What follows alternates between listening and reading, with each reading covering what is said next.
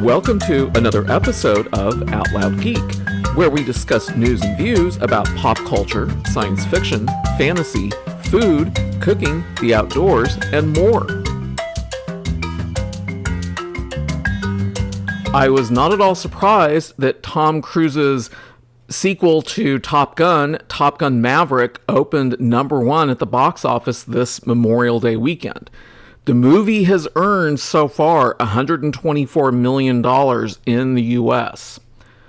Tom Cruise may have pulled off one of the most daring stunts of his career, getting audiences to go to the movies for something that doesn't involve superheroes. Top Gun Maverick pulled in blockbuster ticket sales in its opening weekend, collecting $124 million from a record 4,700 North American cinemas. Paramount and Skydance's all-American action-adventure is expected to collect $151 million through Monday, defying expectations while also looking to set a new high-water mark for Memorial Day opening weekends. Disney's Pirates of the Caribbean at World's End, which launched with $153 million over the long weekend in 2017, currently holds the holiday record. That's a testament to dazzling reviews, heaping doses of nostalgia, and getting Cruise back in the cockpit to perform real aerial stunts as pilot Pete Maverick Mitchell. At the international box office, the sequel to 1986's Top Gun took flight with $124 million, an impressive sum since the movie isn't playing in key territories, China and Russia. In total, Top Gun Maverick has grossed $248 million worldwide. Top Gun Maverick is the highest-grossing domestic debut in Cruise's 40-year career and is first to surpass $100 million on opening weekend.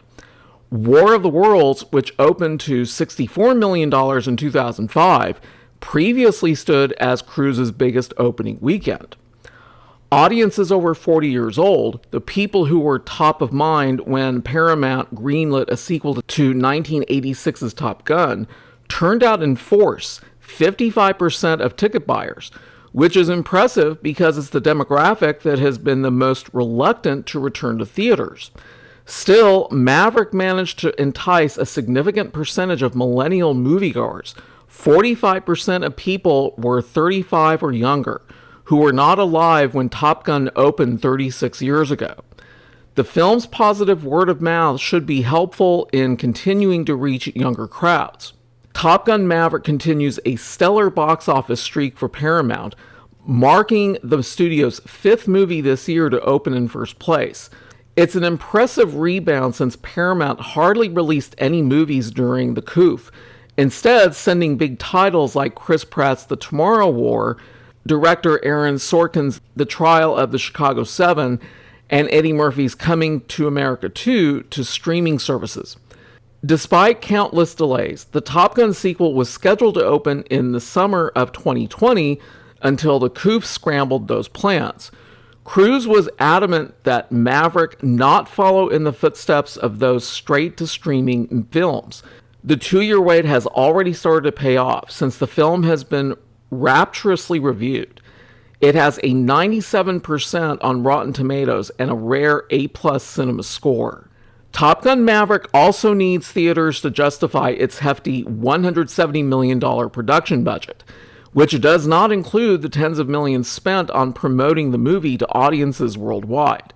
Those efforts included a splashy premiere at the Cannes Film Festival, which culminated with 8 fighter jets flying over the Croisette. The French government paid for those. Only one film, Disney in 20th Century's The Bob's Burger Movie, was brave enough to open against Top Gun Maverick. For a movie that's based on a long-running animated TV show, The Bob's Burger Movie served up an impressive $12.6 million from over 3,400 venues, enough for third place on box office charts. The well-reviewed movie should finish the long Memorial Day weekend with $15 million. The Bob's Burger Movie landed just behind Doctor Strange in the Multiverse of Madness, which dropped to number 2 after 3 weeks atop the domestic box office charts. Disney's newest cinematic Marvel Universe installment declined 50% to add $16.5 million from over 3,800 cinemas in its fourth weekend of release. It's expected to hit $21.1 million over the 4-day frame. The superhero sequel starring Benedict Cumberbatch has generated $375 million in North America and a huge $868.7 million globally to date. Now, unfortunately, Fantastic Beasts, The Secrets of Dumbledore, has not performed anywhere near these films at all. And right now, it's still below $400 million worldwide. This weekend in particular, since the film is going to be starting to stream tomorrow, only earned less than $1 million for this weekend domestically.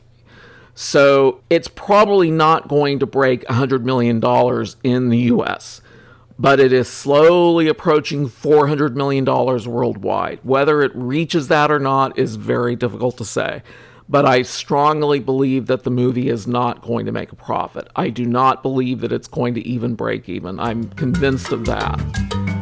Thanks for watching today, and a huge thanks to everyone who has subscribed to our channel. We appreciate your support. If you enjoyed this video, please press the like button, and please feel free to share a comment. If you'd like to see more of our videos in the future and help support this channel, please press the red subscribe button, and please press the bell to receive notifications for new content. You can also find us on Facebook and Twitter by clicking on the links in the description. Until next time, this is Out Loud Geek.